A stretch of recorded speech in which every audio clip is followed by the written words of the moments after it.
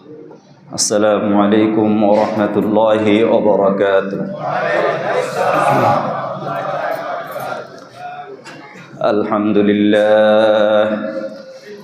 الحمد لله نحمده ونستعينه ونستغفره ونؤمن به ونتوكل عليه ونعوذ بالله من شرور أنفسنا ومن سيئات أعمالنا.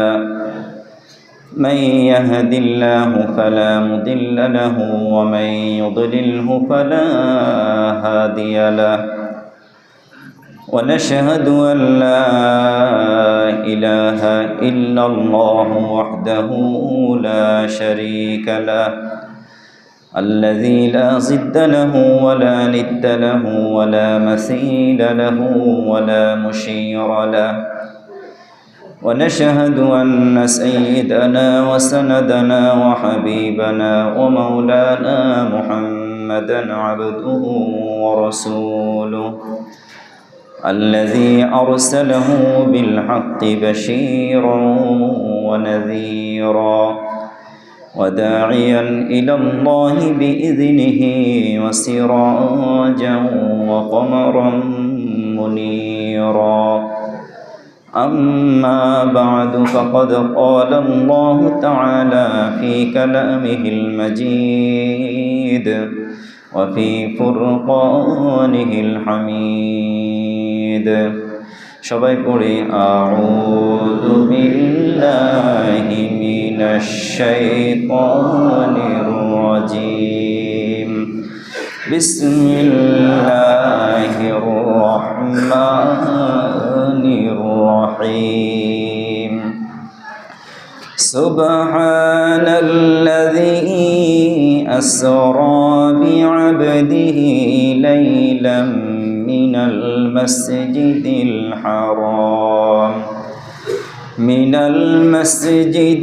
হারাম ইলাল মাসজিদিল আকসাল্লাযী বারাকনা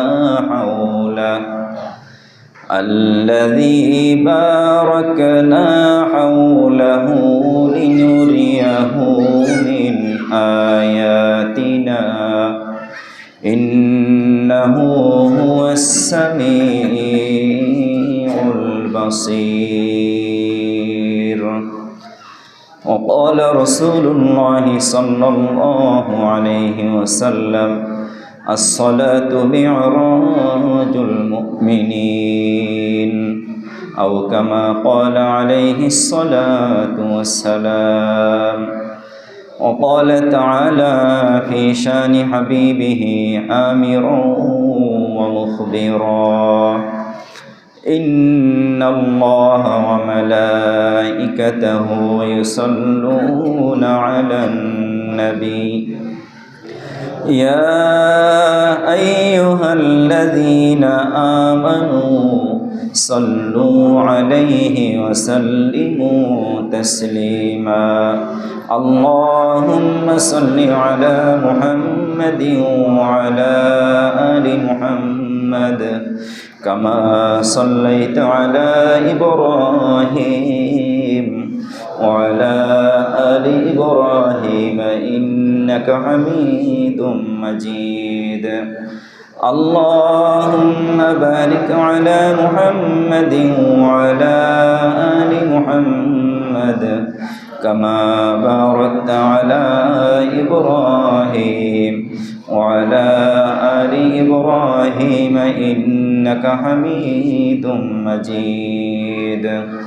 بلغ العلا بكماله كشف الدجى بجماله حسنت جميع خصاله صلوا عليه وآله. আলহামদুলিল্লাহ, আল্লাহ রাব্বুল আলামিনের অসংখ্য অগণিত শুকরিয়া আদায় করি, যিনি আমাদেরকে পবিত্র রজবের চাঁদে আজকের এই জুমার দিনে তার ঘরে আসার তৌফিক দিয়েছেন। সেজন্য সেই মহান আল্লাহ সুবহানাহু ওয়া তাআলার আলিশান দরবারে তারই দেওয়া জবান দিয়ে তারই শেখানো ভাষায় সবাই কালিমাতে শুকর আদায় করে পড়ি আলহামদুলিল্লাহ। রব্বানা লাকাল হামদ হামদান কাসীরান তাইয়িবান মুবারাকান ফীহি ইয়া রব্বি লাকাল হামদু কামা ইয়ানবাগি লিজালালি ওয়াজহিকা ওয়া আযীমি সুলতানিক। আমরা সবার আগে সকল প্রশংসার মালিক মানব কাকে? প্রশংসা করলাম কার? আল্লাহ তাআলার প্রশংসা করেই যেন আমাদের জীবন অতিবাহিত করতে পারি, সবাই বলি আমিন। সাথে সাথে আমাদের প্রিয় নবী জনাবে রাসূলুল্লাহ সাল্লাল্লাহু আলাইহি ওয়াসাল্লামের প্রতি লক্ষ কোটি দরুদ সালাম পড়ছি, সবাই একবার পড়ে নিই সাল্লাল্লাহু আলাইহি ওয়াসাল্লাম। সম্মানিত মুসল্লিয়ানে কেরাম, রজব মাসের আজকে তৃতীয় জুমা এবং আমাদের সামনে একটি মহিমান্বিত মাস রয়েছে। মাসের নাম কি? রমাদানুল মুবারক। এই মহিমান্বিত মাসকে সামনে নিয়ে রজব এবং শাবান এই দুটি মাস মূলত আমাদের রমজান প্রস্তুতির মাস। রমজানে আমরা আমাদের আমলের যেই ঘাটতি রয়েছে, রজব এবং শাবান থেকে আমরা সেই ঘাটতি পূরণ করব ইনশাআল্লাহ। বিশেষ করে রমজান হলো আমাদের আমলের ফসল ঘরে তোলার, অর্থাৎ আমার আপনার আমলের অ্যাকাউন্টে রমজানে বেশি বেশি আমল জমা হবে। তো তার আগে আমাদেরকে এই রজব এবং শাবানে রমজানের পরিপূর্ণ প্রস্তুতি নিতে হবে, ঠিক কিনা বলেন? এই কারণে আমরা এই রজব মাসকে আমাদের প্রিয় নবী জনাবে রাসূলুল্লাহ সাল্লাল্লাহু আলাইহি ওয়াসাল্লাম যেভাবে মূল্যায়ন করেছেন, তিনি যা পড়েছেন, যেই দোয়া করেছেন, আমরা সদা সর্বদা সেই দোয়াটি করব। আল্লাহুম্মা বারিক লানা ফি রজাবা ওয়া শাবান ওয়া বাল্লিগনা রমাদান। সবাই বলি আমিন। কারণ আমার আপনার জীবনের বরকত প্রয়োজন আছে না নাই? হায়াত রমজান পর্যন্ত বৃদ্ধি করব কার কাছে আবেদন করে? আল্লাহর কাছে। এজন্য দীর্ঘ হায়াত পাওয়া এটা সৌভাগ্যের লক্ষণ। সাথে সাথে নেক আমল করাটাও বা নেক আমল করার তৌফিক পাওয়া এটাও ভাগ্যবতী বা ভাগ্যবানের লক্ষণ, ঠিক কিনা বলেন? এজন্য রজব মাসে আমরা বেশি বেশি নেক আমল করব, মহান আল্লাহ তাআলার কাছে প্রার্থনা করব আল্লাহ যেন সুস্থতার সাথে আমাদের সবাইকে রাখেন, আমাদের সন্তান পরিবার পরিজন, আমাদের স্ত্রী ছেলে মেয়ে আত্মীয় স্বজন সবাইকে যেন আল্লাহ তাআলা ভালো রাখেন, সবাই বলি আমিন। আজকে আমরা যে আয়াতটি কারিমা তেলাওয়াত শুনেছি, এই আয়াতটি সূরাতু বনী ইসরাঈলের প্রথম আয়াত। অনেকেই আমরা উপলব্ধি করতে পেরেছি আমরা কোন বিষয়ে আলোচনা করব। রজব মাস আসলে আমাদের হৃদয় পটে জেগে ওঠে আমাদের প্রিয় নবী রাসূল করিম সাল্লাল্লাহু আলাইহি ওয়াসাল্লামের মেরাজের ঘটনা, ঠিক কিনা বলেন? এই মেরাজে তিনি গমন করেছেন, মহাকাশ পাড়ি দিয়ে আল্লাহ রাব্বুল আলামিনের কাছে যেতে 70,000 নূরের পর্দাকে অতিক্রম করে তিনি মহান আল্লাহ তাআলার নিজের রাজধানী আরশে আজিমে গিয়ে তার সাথে সাক্ষাৎ লাভ করে আমাদের জন্য মহামূল্যবান হাদিয়া এবং উপটৌকন নিয়ে এসেছেন, ঠিক কিনা বলে? তো মেরাজের ঘটনা আমাদের সবারই কম বেশি জানা আছে। এই ঘটনা থেকে কোন শিক্ষা আমরা পাই? ঘটনার প্রেক্ষাপট কি, মেরাজের উদ্দেশ্য কি, এই বিষয়ে আমাদের বেশি আলোচনা হওয়া দরকার, ঠিক কিনা বলেন? আল্লাহ তাআলা পৃথিবীতে যত নবী রসুল পাঠিয়েছেন, সমস্ত নবী রসুলগণ আল্লাহ তাআলার পক্ষ থেকে মনোনীত।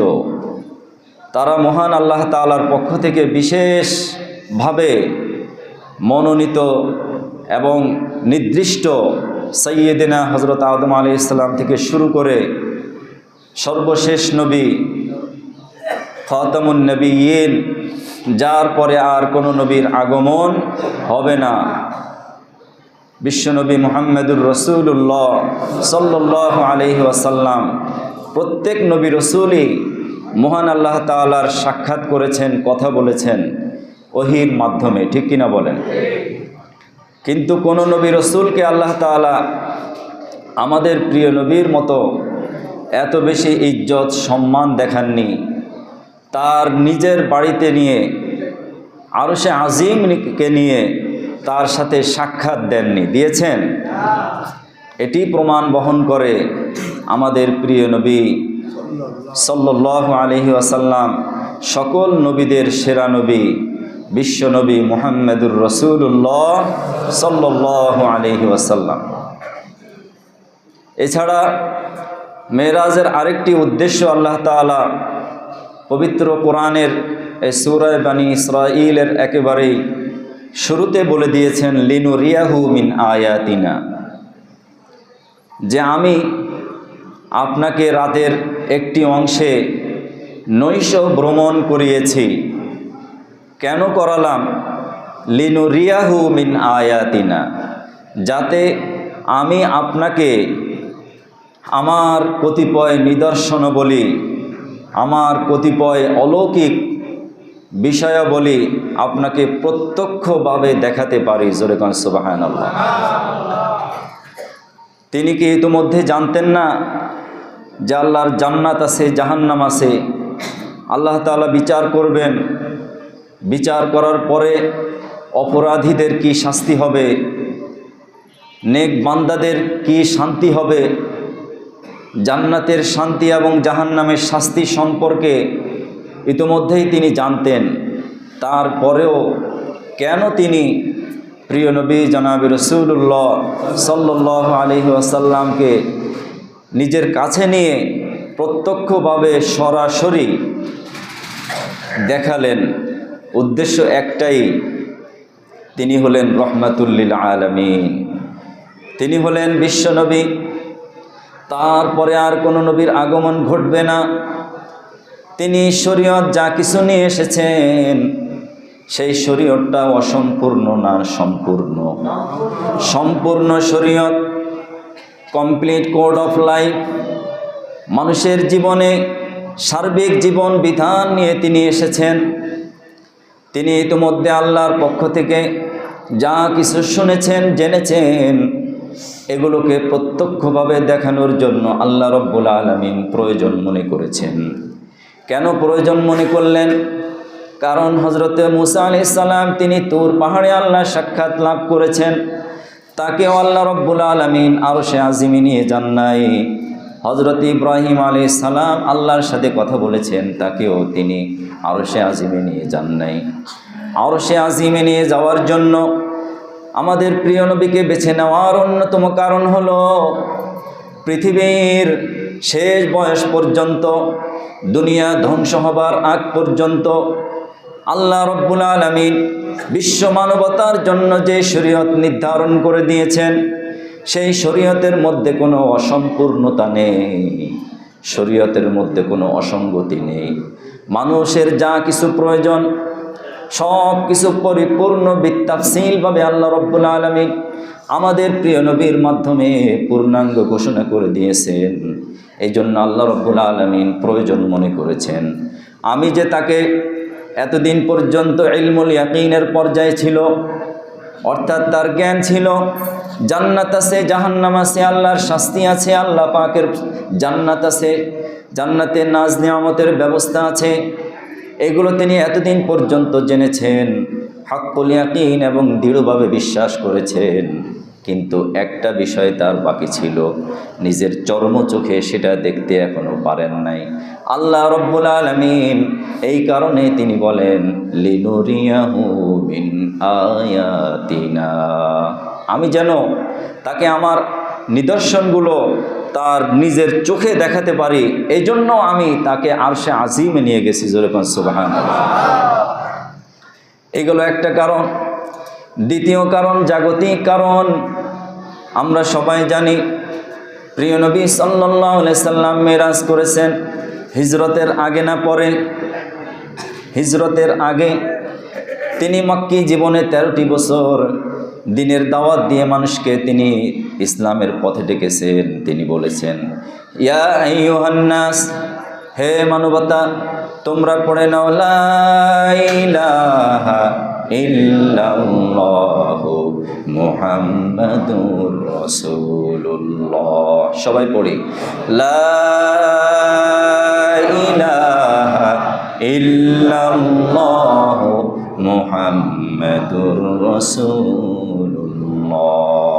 সাল্লাল্লাহু আলাইহি ওয়াসাল্লাম। হে মানুষ সকল, তোমরা পড়ে নাও, আল্লাহ ছাড়া কোনো মাবুদ নেই, আল্লাহ ছাড়া কোনো ইলাহ নেই, কোনো রিজিক দাতা নেই, বিধান দাতা নেই, সম্মান দাতা নেই, ইজ্জত দাতা নেই। যিনি সম্মান দিবেন, ইজ্জত দিবেন, রিজিক দিবেন, আমার আপনার জীবনে বারাকা দিবেন, তিনি কে? এই কথা মনে প্রাণে মানুষকে বিশ্বাস করানোর জন্য তিনি 1 নয় 2 নয় দীর্ঘ 13টি বছর অনেক কষ্ট করে মানুষের দ্বারে দ্বারে গিয়েছেন।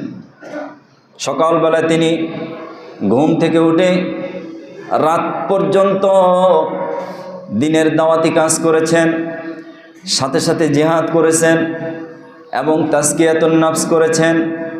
পৃথিবীতে যত নবী রসুল ছিলেন, নবী রসুলদের মূলত 4টি কাজ ছিল। 1 নম্বর হলো দাওয়াত। 1 নম্বর কি? দাওয়াত। তারা দাওয়াতি ময়দানে কখনো পিছপা হন নাই, দাওয়াতি কাজ করে গেছেন। 2 নম্বর হলো তালিম। 2 নম্বর কি? তালিম। মানুষকে শিখিয়েছেন, নামাজ শিখিয়েছেন, রোজা শিখিয়েছেন, হজ শিখিয়েছেন। এরপরে ইসলামের সকল বিষয়গুলো হাতে কলমে থিওরিক্যাল প্র্যাকটিক্যাল শিক্ষা দিয়েছেন প্রিয় নবী জনাবি রাসূলুল্লাহ সাল্লাল্লাহু আলাইহি ওয়াসাল্লাম। 3 নম্বর হলো তিনি ইসলামের বিপক্ষের শত্রু যারা ইসলামকে উপলব্ধি করতে পারে না, যারা ইসলামের বিরুদ্ধে আচরণ করেছেন, নবী সাল্লাল্লাহু আলাইহি সাল্লাম নীরব থাকেন নাই। প্রয়োজনে তাদের বিরুদ্ধে তিনি জিহাদে অংশগ্রহণ করেছেন। ঠিক কিনা বলেন? তিনি প্রয়োজনে তাদের বিরুদ্ধে লড়াই করেছেন। এরকম নবী সাল্লাল্লাহু আলাইহি সাল্লাম 43টা যুদ্ধে নিজে সরাসরি 27টা যুদ্ধে অংশগ্রহণ করেছেন। মোট তার জীবনে 43টা যুদ্ধ সংগঠিত হয়েছে। 27টা যুদ্ধে আমাদের প্রিয় নবী রাসূলুল্লাহ সাল্লাল্লাহু আলাইহি সাল্লাম নিজে অংশগ্রহণ করেছেন। সুবহানাল্লাহ। এরপরে তিনি আরেকটি কাজ করেছেন, তাজকিয়াতুন নফস। মানুষের হৃদয়কে শুদ্ধ করেছেন। মানুষের হৃদয় কুফরির শক্তি, শিরকিয়াতের অন্ধকার, এরপরে অন্ধকারের সমস্ত আলোগুলোকে নষ্ট করে দিয়ে তাওহীদের আলো প্রজ্বলিত করেছেন। মানুষের হৃদয় দিয়ে তাওহীদের নূরকে তিনি উড্ডয়ন করেছেন। সুবহানাল্লাহ। এই 4টি কাজ ছিল মূলত আমাদের প্রিয় নবী জনাবি রাসূলুল্লাহ সাল্লাল্লাহু আলাইহি সাল্লাম। 1 নম্বর কি? দাওয়াত। 2 নম্বর তালিম। 3 নম্বর জিহাদ। 4 নম্বর তাজকিয়াতুন নফস, অন্তরকে পরিশুদ্ধ করেছেন।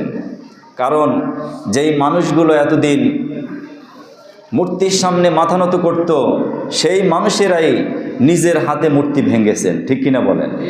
যে মানুষগুলো এতদিন সূর্যকে পূজা করত, যে মানুষগুলো একদিন জড় পদার্থের কাছে শক্তি চাইতো, রিজিক চাইতো, সেই মানুষগুলোই একমাত্র আল্লাহর কাছে সব কিছু চায়। ঠিক কিনা বলেন? এই মানুষের মন পরিবর্তন করে দিয়েছেন এই তাজকিয়াতুন নফস। এটা দরকার আছে না নাই? এজন্য আমাদের প্রিয় নবী সাল্লাল্লাহু আলাইহি সাল্লাম সাহাবা আজমাইনদের হৃদয়কে ঈমানের নূর দিয়ে ভরে দিয়েছেন। আল্লাহ তাআলা পবিত্র কোরআনে বলেন, আরাআইতা মান ইত্তাখাযা ইলাহাহু হাওয়াহু, যে আপনি কি জানেন যে ব্যক্তি তার ইলাহ বানিয়েছে নিজের নফসকে, অর্থাৎ নিজের মন যেটা চায় সেটাকে সে প্রভু বানিয়েছে, তার কুফল কি? তার কুফল হলো যদি নিজের নফসকে কেউ প্রভু বানায়, নিজের নফসের তাবিদারি করে, নিজের নফসের অনুসরণ করে, এই নফস তাকে জান্নাতের পথ থেকে জাহান্নামে নিয়ে যাবে। ঠিক কিনা বলেন? তাকে ভালো পথ থেকে গুমরাহির পথে নিয়ে যাবে। আর কোনো ব্যক্তি যদি নফসের অনুসরণ না করে অনুসরণ করে কার?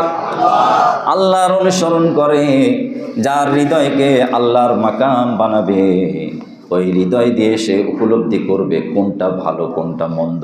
ঠিক কিনা বলেন? ভালো মন্দ সে উপলব্ধি করতে পারবে, বুঝতে পারবে, ভালো মন্দ পার্থক্য উপলব্ধি করতে পারবে, ভালো মন্দ সম্পর্কে তার একটা স্বচ্ছ ধারণা হয়ে যাবে। সে সব সময় ভালোটা বেছে নিবে, খারাপের কাছে যাবে না। যদিও খারাপ তাকে অনেক কিছু উপকৃত করে, দুনিয়াতে অনেক সুযোগ সুবিধা পাওয়া যায়, কিন্তু সে তারপরেও যাবে না, কারণ সে ভয় করে কাকে? তার হৃদয়ে কার ভয় আছে? আল্লাহর ভয় আছে। এই জন্য প্রিয় নবী সাল্লাল্লাহু আলাইহি সাল্লাম মক্কি জীবনে তিনি যে কষ্ট করেছেন, কষ্টের পরিসমাপ্তি ছিল তায়েফের ময়দান। তায়েফের ময়দানে আমাদের প্রিয় নবী জনাবে রাসূলুল্লাহ সাল্লাল্লাহু আলাইহি সাল্লাম রক্ত ঝরিয়েছেন দিন কায়েমের জন্য। কিসের জন্য? দিন প্রতিষ্ঠার জন্য। মানুষের সমাজে যেন দিন প্রতিষ্ঠা হয়, রাষ্ট্রে যেন দিন প্রতিষ্ঠা হয়, নিজের জীবনে যেন দিন প্রতিষ্ঠা হয়, তিনি তায়েফের ময়দানে রক্ত ঝরিয়েছেন। ঠিক কিনা বলেন? শুধু তাই নয়, নবী সাল্লাল্লাহু আলাইহি সাল্লামের হিজরতের আগে যখন তিনি মানুষকে দিনের দাওয়াত দিতে দিতে ক্লান্ত হয়ে পড়তেন, রাতের বেলায় যখন তিনি ঘরে ফিরতেন, মা খাদিজাতুল কুবরা নবীজি সাল্লাল্লাহু আলাইহি সাল্লামকে সান্ত্বনা দিতেন, ইয়া রাসূলুল্লাহ, ইয়া হাবিবাল্লাহ, আপনার কষ্ট হয় আমি বুঝি, তারপরও আমি একজন স্ত্রী হিসাবে আপনাকে সান্ত্বনা দিচ্ছি। আপনাকে আল্লাহ রাব্বুল আলামিন দিন প্রচারের জন্য কষ্ট দিয়ে এমনিতে ফেলে দিবেন না। আল্লাহ রাব্বুল আলামিন আপনার মর্যাদা সারা পৃথিবীর উপরে বাড়িয়ে দিবে। ঠিক কিনা বলেন? এজন্য হযরত খাদিজাতুল কুবরা রাদিয়াল্লাহু তাআলা আনহা তিনি ইন্তেকাল করলেন, দুনিয়া থেকে বিদায় নিয়ে গেলেন।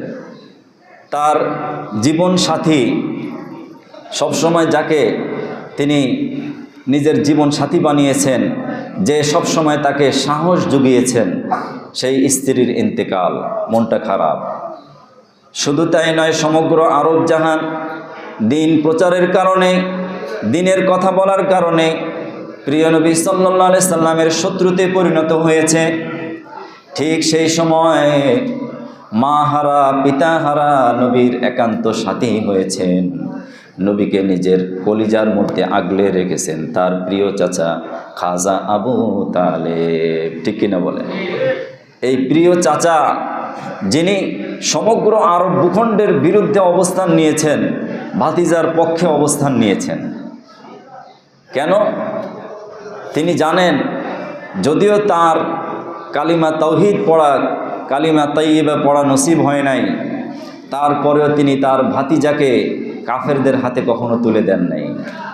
কাফেররা যত প্রস্তাব নিয়ে আসছে, সমস্ত প্রস্তাবকে তিনি প্রত্যাখ্যান করে বলেছেন যে সারা পৃথিবীর সমস্ত নিয়ামত যদি আমার হাতে দিয়ে দেওয়া হয়, তারপরও 1 সেকেন্ডের জন্য আমার ভাতিজাকে তোমাদের হাতে আমি তুলে দেব না। যেরকম সুবহানাল্লাহ। এই আবু তালেব তিনি ইন্তেকাল করলেন। নবীজি তায়েফে গেলেন দিনের দাওয়াত দিয়ে। তায়েফবাসী নবী সাল্লাল্লাহু আলাইহি সাল্লামের রক্ত ঝরালো। নবীজির সাথী ছিলেন নবীজির পালক পুত্র হযরত যায়েদ বিন হারেসা রাদিয়াল্লাহু তাআলা আনহু, যার কথা আল্লাহ তাআলা পবিত্র কোরআনে উল্লেখ করেছেন। কোরআনে একজন সাহাবীর নাম আছে, তিনি হলেন হযরত যায়েদ রাদিয়াল্লাহু তাআলা আনহু। যেরকম সুবহানাল্লাহ। নবীজি সাল্লাল্লাহু আলাইহি সাল্লাম তায়েফবাসীর কাছে দিনের দাওয়াত নিয়ে গেলেন। তারা তো নবীজির দিনের দাওয়াত গ্রহণ করলই না, বরং তায়েফের বড় বড় নেতৃবৃন্দ বংশের বড় বড় মুরব্বী যারা নবী সাল্লাল্লাহু আলাইহি সাল্লামকে সাদরে গ্রহণ করবে, এটা না করে তারা নবীজি সাল্লাল্লাহু আলাইহি সাল্লামের সাথে অত্যন্ত খারাপ মন্দ আচরণ করে নবীজির পিছনে তায়েফের দুষ্ট ছেলেদেরকে লেলিয়ে দিয়েছে। তারা নবীজিকে পাথর মারতে মারতে আঘাতে আঘাতে জর্জরিত করে দিয়েছে। নবী সাল্লাল্লাহু আলাইহি সাল্লামের শরীর থেকে রক্ত মাটিতে ঝরেছে। আল্লাহ রসুল সাল্লাল্লাহু আলাইহি সাল্লাম যখন তায়েফের ময়দানে রক্তে রঞ্জিত হয়ে গেলেন, তায়েফের পাহাড়গুলো নবীজি সাল্লাল্লাহু আলাইহি সাল্লামের কাছে চলে আসলো। আল্লাহু আকবার। পাহাড়গুলো এসে বলল, ইয়া রাসূলুল্লাহ, আপনি শুধুমাত্র একবার পারমিশন দেন, একবার অনুমতি দেন। আপনাকে যারা কষ্ট দিয়েছে, আপনার শরীর থেকে যারা রক্ত ঝরিয়েছে, যারা আপনাকে আঘাত করেছে, আমরা তাদেরকে দুনিয়া থেকে নিশ্চিহ্ন করে দেব। নবী সাল্লাল্লাহু আলাইহি সাল্লাম কি রাজি হয়েছেন? নবীজি রাজি হন নাই। নবীজি বলেছেন যে ওরা যদি আমাকে কষ্ট দেয়, হয়তো ওদের নসিবে তাওহীদ হবে না, তাওহীদের কালিমা তারা পড়বে না, কিন্তু তাদের জন্য যদি আমি বদদোয়া করি, তারা তো দুনিয়া থেকে চলে যাবে, তাদের বংশধরের কেউ হয়তো আল্লাহর তাওহীদের নাম নিয়ে বলবে লা ইলাহা ইল্লাল্লাহ, ঠিক কিনা বলেন? ওদেরকে মারিলে ভবে কে ডাকিবে আল্লাহ। তিনি তাদের জন্য বদদোয়া করেননি, তিনি বলেছেন আল্লাহুম্মা হদি কওমি ফা ইন্নাহুম লা ইয়ালামুন। হে আল্লাহ, আপনি আমার এই জাতিকে হেদায়েত দান করেন, তারা বোঝে না, তারা আমাকে চিনতে পারে নাই, তারা আপনার তাওহীদকে উপলব্ধি করতে পারে নাই, তারা এই কারণে আমাকে কষ্ট দেয়। নবী সাল্লাল্লাহু আলাইহি সাল্লাম তাদের জন্য বদদোয়া করেননি। নবীজি তায়েফ থেকে অত্যন্ত মনে কষ্ট নিয়ে, ব্যথা নিয়ে ফিরে আসলেন। হাতিমে তিনি এই 26 তারিখ দিবাগত রাত রজব মাসের, এই তারিখ নিয়ে অনেক মতভেদ রয়েছে ওলামায়ে কেরামদের মাঝে। তো অধিকাংশ ওলামায়ে কেরাম এই 26 তারিখ দিবাগত রাতকে বলেছেন এই রাতেই নবীজি সাল্লাল্লাহু আলাইহি সাল্লাম তার ফুফু উম্মে হানির ঘরে শায়িত ছিলেন। অন্য বর্ণনায় রয়েছে তিনি হাতিমে কাবা, যারা হজ করেছেন কাবার পাশে যে উঠানটি রয়েছে বেষ্টনী দেওয়া, তিনি সেখানে শায়িত অবস্থায় ছিলেন। এমত অবস্থায় আল্লাহ রাব্বুল আলামিনের পক্ষ থেকে হযরত জিবরাইল আমিন এবং হযরত মিকাইল আলাইহিস সালাতু ওয়াস সালাম দুজন ফেরেশতা নবী সাল্লাল্লাহু আলাইহি সাল্লামকে আল্লাহর পক্ষ থেকে সালাম জানিয়ে বললেন, হে রসুল, আপনি উঠুন, আল্লাহ রাব্বুল আলামিন আপনার সাক্ষাৎ লাভে অপেক্ষায় রয়েছেন। জোরে কোন সুবহানাল্লাহ। এখান থেকে তায়েফের ঘটনা, মেরাজের ঘটনা শুরু। এই ঘটনার শুরু আমরা জানি এবং শেষ পর্যন্ত কোন আকাশে কার সাথে সাক্ষাৎ করেছেন, আল্লাহ রাব্বুল আলামিনের সাথে কি কথা বলেছেন, সেটাও আমরা ভালো করে জানি। এই মেরাজের হাদিয়া সেটাও আমরা জানি, ঠিক কিনা বলেন? কিন্তু আমাদের পালন করার বিষয়টা কোনটা? আমাদের ব্যক্তি জীবনে, পারিবারিক জীবনে, সামাজিক জীবনে, জীবনের সর্বক্ষেত্রে আমাদের জন্য করণীয়, পালনীয় কোনটা? সেটা হলো প্রিয় নবী রসুল করিম সাল্লাল্লাহু আলাইহি সাল্লাম তিনি রক্ত ঝরানো যে দিন রেখে গিয়েছেন, তিনি আল্লাহ রাব্বুল আলামিনের কাছ থেকে যে হাদিয়া নিয়ে এসেছেন, তার এই মহান হাদিয়াটার নাম কি? আর একটু আসতে বলেন না, আর একটু আসতে বলেন। 5 ওয়াক্ত সলাত। এই 5 ওয়াক্ত সলাত হলো মেরাজের শ্রেষ্ঠ হাদিয়া, ঠিক কিনা বলেন? এই হাদিয়া কি আমার কাছে আছে? আমার পরিবারের কাছে আছে? আমাদের সমাজে আছে? রাষ্ট্রীয়ভাবে আজকে নামাজ কায়েম আছে? নাই। এজন্য প্রিয় নবী জনাবে রাসূলুল্লাহ সাল্লাল্লাহু আলাইহি সাল্লামের এই হাদিয়াকে যদি আমরা আমাদের ঘরে রাখতে পারি, নিজের কাছে রাখতে পারি, সমাজে রাখতে পারি, সন্তানদের কাছে রাখতে পারি, তাহলে আমাদের জীবন আলোকিত করবেন কে? আল্লাহ। কারণ আলোকিত করার মালিক কে? আল্লাহ। এই জন্য নবীজি সাল্লাল্লাহু আলাইহি সাল্লাম বলেছেন, আস-সালাতু মিরাজুল মুমিনিন। দুনিয়াতে মানুষ আল্লাহর সাক্ষাৎ লাভ করতে পারবে না যখন মানুষ আল্লাহ রাব্বুল আলামিনকে সিজদা দিবে। সিজদায় যখন চলে যাবে, প্রিয় নবী জনাবে রাসূলুল্লাহ সাল্লাল্লাহু আলাইহি ওয়াসাল্লাম বলেন, আল্লাহ এবং বান্দার মাঝে কোনো পর্দা থাকে না। সঙ্গে সঙ্গে ওই বান্দার সাথে আল্লাহর সাথে সরাসরি কেমন যেন সাক্ষাৎ হয়ে যায়, ঠিক কিনা বলেন? এই জন্য মুহতারাম হাজিরিন, আমরা চেষ্টা করব 5 ওয়াক্ত সলাত আদায় করতে। সবাই রাজি আছি ইনশাআল্লাহ? কোনোভাবে কোনো অবস্থাতেই আমরা নবীজির এই মেরাজের হাদিয়াকে উপেক্ষা করব না। আমরা আমাদের সন্তানদেরকে নামাজ শিখাবো এবং সহিশুদ্ধ নামাজ শিখব। এরপরে সমাজে নামাজের অনুশীলন করব, নামাজ কায়েম করব, নামাজ প্রতিষ্ঠা করব, নামাজের সমাজ গড়ব। আল্লাহ তাআলা যেন আমাদের সবাইকে এই মেরাজের উপহার ধারণ করে চলার তৌফিক দান করে দেন। সবাই বলি আমিন। আখিরু দাওয়ানা আলহামদুলিল্লাহি রাব্বিল আলামিন। সম্মানিত মুসল্লিয়ান কিরাম,